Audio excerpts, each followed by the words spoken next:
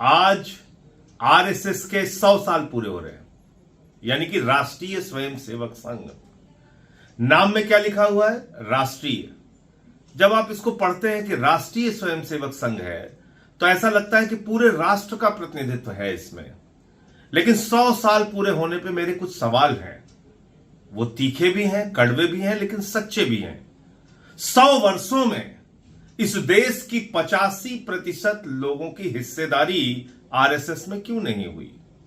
100 वर्षों में एक भी दलित आरएसएस का प्रमुख क्यों नहीं हुआ? एक भी आदिवासी आरएसएस का प्रमुख क्यों नहीं हुआ? एक भी पिछड़े वर्ग का व्यक्ति आरएसएस का प्रमुख क्यों नहीं हुआ? कभी आपने सोचा, कभी आपने विचार किया कि आरएसएस जो अपने आप को राष्ट्रीय स्वयंसेवक संघ कहती है, उस आरएसएस में एक भी आरएसएस का प्रमुख 85% आबादी से नहीं है। छोड़ दीजिए आप, दलित, पिछड़ा, आदिवासी तो नहीं है, एक भी महिला आज तक आरएसएस की प्रमुख नहीं हुई।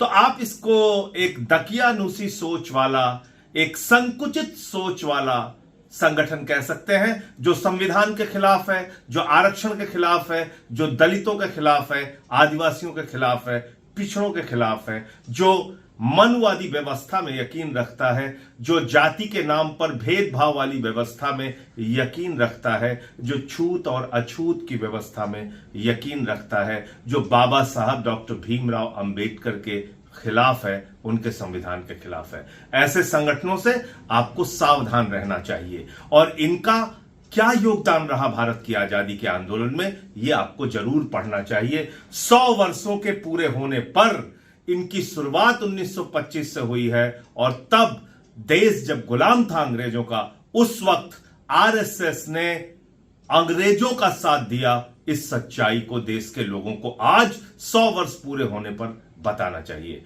यह बताना चाहिए कि जब द्वितीय विश्व युद्ध हुआ तो अंग्रेजों की सेना में भर्ती करने के लिए आरएसएस के लोग हिंदुस्तानियों को प्रेरित कर रहे थे और कह रहे थे अंग्रेजों की सेना में भर्ती हो जाओ, अंग्रेजों का साथ दो।